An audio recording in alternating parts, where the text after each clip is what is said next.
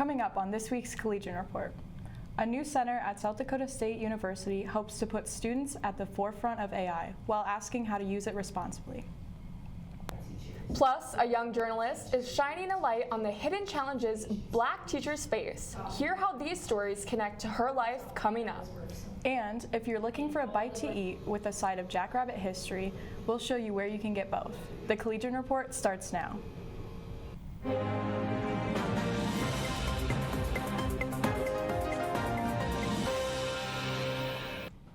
Welcome back to the Collegian Report. I'm Emily Attrell. And I'm Annie Witt. SDSU recently established the Center for AI Innovation and Emergent Technologies thanks to a $750,000 federal grant. The university will fund workshops and programs to help students be AI ready once they enter the workforce. Vice Provost for Graduate Education and Extended Studies, Victor Taylor, is one of the executive directors for the center. He says it will be an administrative space where researchers work together on AI development. They will focus on AI literacy and competency across the school's curriculum. Taylor also says the center is focusing on teaching students how to ethically use AI. I think the way in which we've discussed it with the center is we see AI as a co-intelligence. So AI is a tool like any other tool that helps the student do their work. It's not a tool that does the work for the student.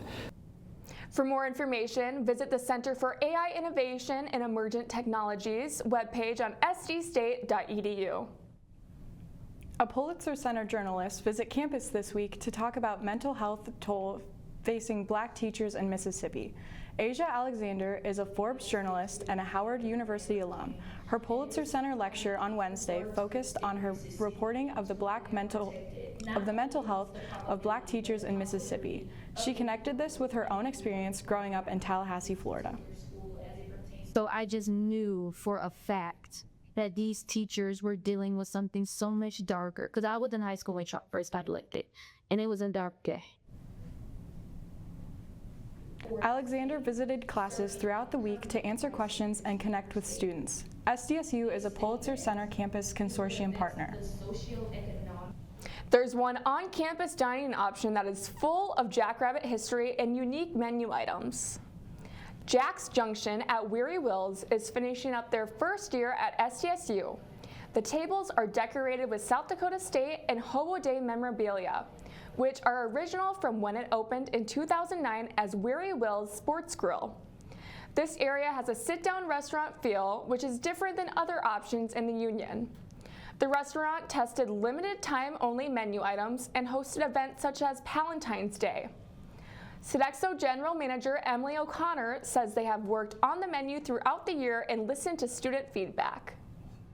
We're going to look at the feedback that we got from this past year, since it was our first year at Jack's Junction, and tweak the menu based on that. We got a lot of positive feedback, and then also some feedback on what students would like to see. Jack's Junction plans on returning next year, and Sodexo says they are happy with its success. If you're feeling the stress of finals coming up, there are a few events next weekend to help you unwind. On Monday, UPC is hosting a beanbag tournament from 4:30 to 6 p.m. on Sylvan Green. The Art Club is also having a rock painting event from 7 to 8 p.m. on Monday.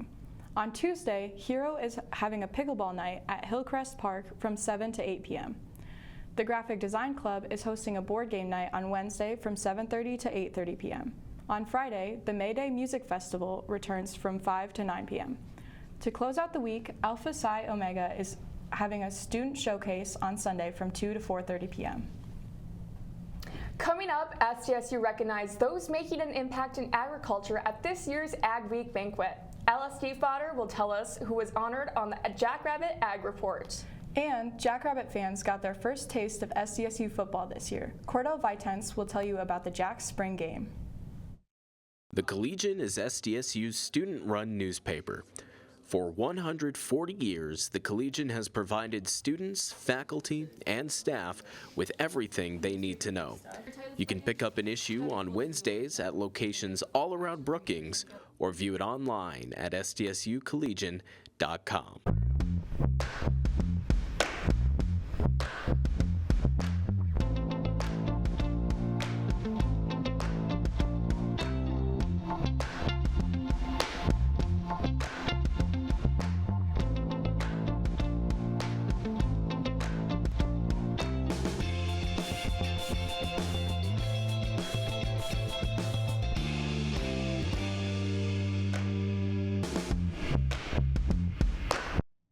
This week's Jackrabbit Ag Report is sponsored by SD Corn.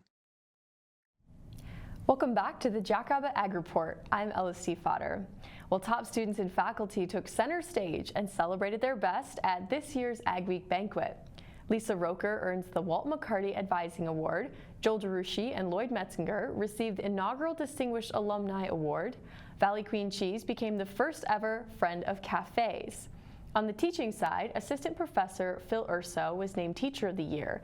The Agricultural Communicators of Tomorrow took home Club of the Year, and Bev Cassidy was recognized as Club Advisor of the Year. Several students were also honored, including outstanding seniors Haley Daubert and Abigail Morse. Emma Bilko was named Outstanding Junior, Bryce Hobenshield as Outstanding Sophomore, and Courtney Copeland as Outstanding Freshman. Kylie Mockler was also selected as the Next Cafes Advocate. The Ag Week banquet is held each year at SDSU and is hosted by Cafes.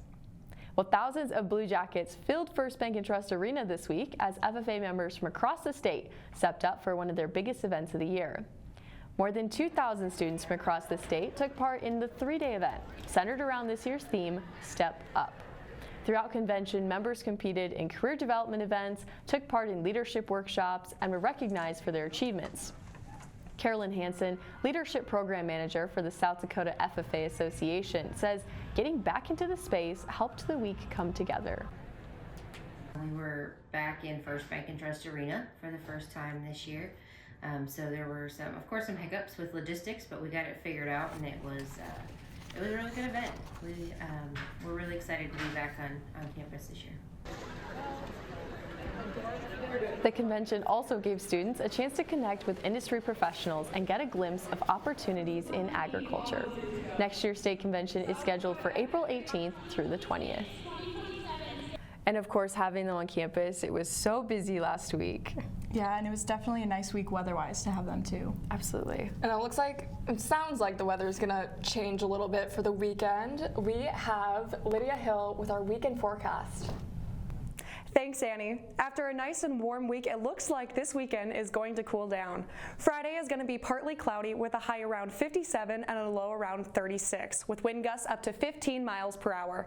Saturday, we can expect a cloudy day with high temps of 52 and a temperature going down to 40. That night with a light wind around 13 miles per hour. Sunday is going to bring some true April showers with a 75% chance of rain. The high is going to be around 58 with a low around 41. Back to you guys. Thanks, Lydia. So with the semester wrapping up, sports are going to be wrapping up. Do you have any more on that? Yeah, there's been a lot of games going on and some news in basketball as Kalen Gary and Damon Wilkinson will be entering the transfer portal. Okay.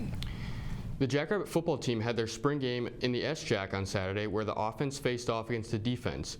The scoring was a little different than normal, with the game starting with the defense up 17-0 and the offense then started from the 40-yard line and tried to score. The Jacks offense came away with a big win after some big plays. One of those big plays was running back Raymond McKinney Jr.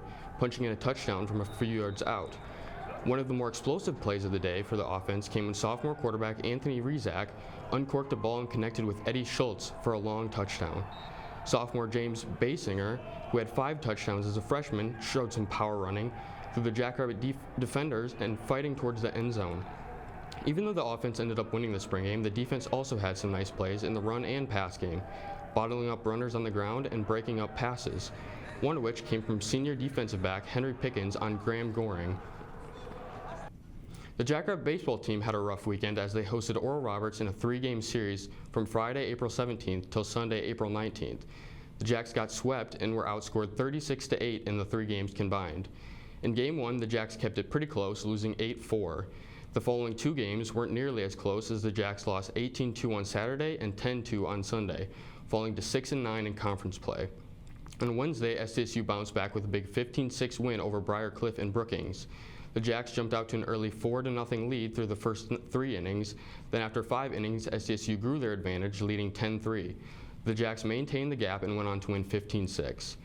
The Jacks will now look to carry the momentum into this weekend when they have a 3-game series at home against Northern Colorado. The first game will be this afternoon at 3 p.m., followed by games at 2 p.m. on Saturday and Sunday. The SDSU softball team also had a rough weekend as they took on the Omaha Mavericks Friday and Saturday in Omaha. The Jackrabbits got swept, outscored 19-6 during the trip. In the first game of the series, SDSU took a 7-1 loss, with the only score for the team coming from an Abby Gentry home run in the 5th. Game 2 was closer, with the Jacks taking a 7-4 loss. The Jackrabbits closed the gap late in the game after trailing 6-0 through the first 4 innings. SDSU lost 5-1 in the final game to close out the series.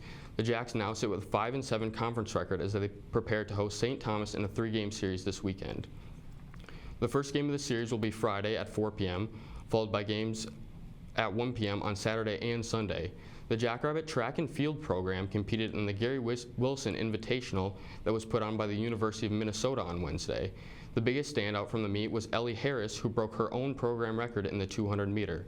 Harris clocked in with a time of 23.49 seconds to finish second in the event.